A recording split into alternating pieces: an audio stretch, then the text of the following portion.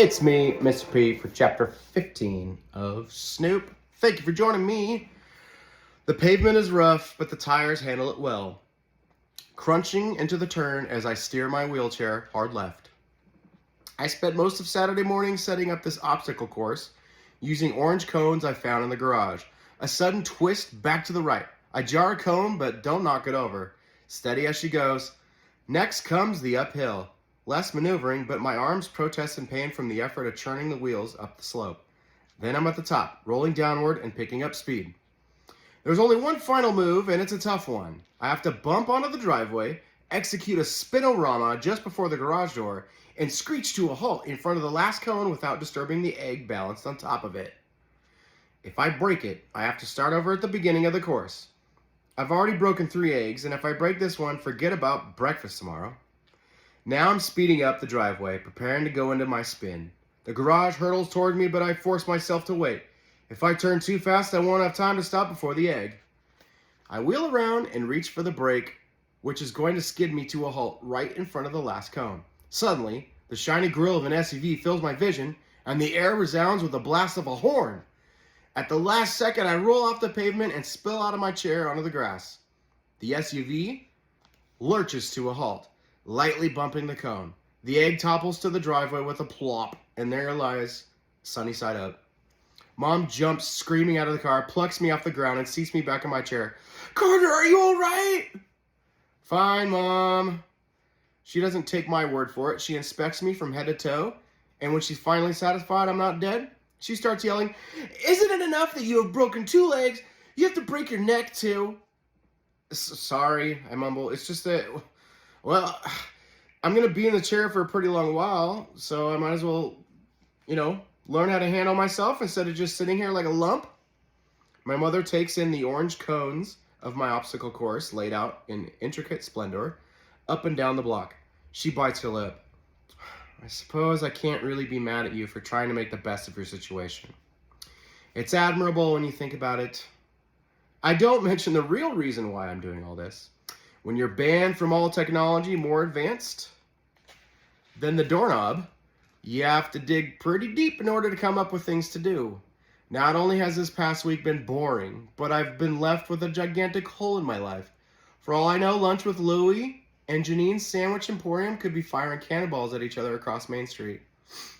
There's a pregnant lady who might need rescuing from the world's rottenest Frankenkid, and there's nobody there to do it. And what about the guy in the red Maserati? Okay, he was never Neil Nose's getaway driver, but he's obviously something. Why is he spending all his time parked on the streets of downtown Sterling just to look around? And the animals. Nobody believes me about those, not even my own mother. Truth is, I'm starting to doubt myself. If I could be so wrong about Needle Nose, maybe I'm wrong about this too. I tell my mom, if I'm stuck with this life, I might as well get good at it, right? She smiles. I'm proud of you. That's a very mature attitude. I feel a surge of hope. Maybe since I'm so mature, she'll give me something back, like my phone. She goes on, this just proves that taking away your technology was exactly the right thing to do. It hasn't even been a full week yet, and look at all the progress you've made. She hugs me, grabs her purse from the car, and heads into the house, humming. Oh, the disappointment is soul-crushing. I reach up, grab a low branch of the tree in front of our house, and chin myself up 3 times. That's another thing about all this wheelchair training. It's making my arms stronger. Before this, I couldn't do a single pull-up.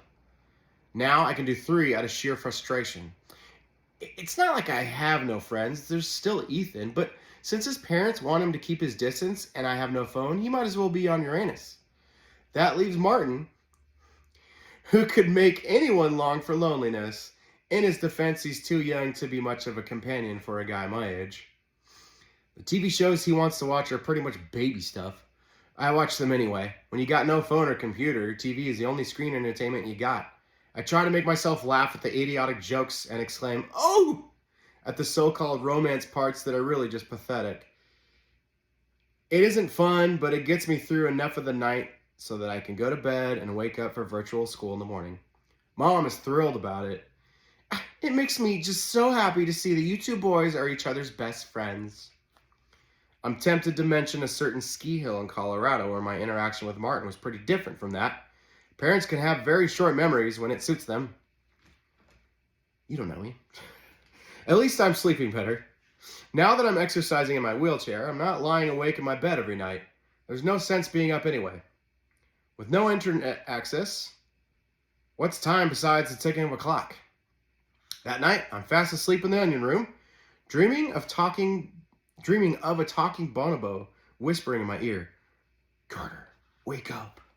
And I do wake up, because how does this bonobo know my name? That's when I see my doors open and Martin is leaning over me, his face ghostly white in the light coming from the hall. What do you want? I mumble, only half awake. Take this, he says urgently. I can't quite identify the object he's waving at me. I catch a glint of light reflecting off the glassy surface of what can only be one thing. A screen! It's my iPad, he hisses. I want you to have it. I feel the rectangular contours of the iPad mini in my hands. My eyes actually well up with tears. I would have bet money that he was too young and too clueless to understand what's been going on with me since Mom took my stuff away, but he knows. Not only that, he's trying to help me. He's lending me his internet-connected device at the only time I could get any use out of it, in the middle of the night, when our mother is asleep. And he's got to realize that he's making a big risk. If I get caught with this thing, Mom is going to be able to figure out who gave it to me, and he'll be in just as much trouble as I am. He starts to tiptoe away. My index finger brushes over the power button. This is it. I'm back online, back in the world. I can check up on the Chattanooga Chop. Or maybe there's a new thing now, something bigger. Or I could try YouTube, or anything. I could even go to the cameras. I promised Mom I wouldn't, but that's the beauty of Martin's iPad. She has no idea I have it. I press the button and immediately release it. Martin, take this back and put it away. He turns to me wide-eyed. But I brought it for you because you lost your phone and your computer and everything. I know this is old and not that good, but it's all I have. I know, I appreciate it. You're a great brother. I can't believe I said that about that kid who broke both my legs. And the worst part is, I meant it. I reach out and hug the little jerk face. We can't do it to Mom. Or maybe we can, but we shouldn't because we'll get caught and she'll kill us. Either way, get this thing away from me before I change my mind. He takes back the iPad and heads out of the onion room. Hey, Martin, I call just before he's gone. He turns to face me. Thanks, I tell him. And that is the wholesome ending of chapter 15. Thank you for joining me.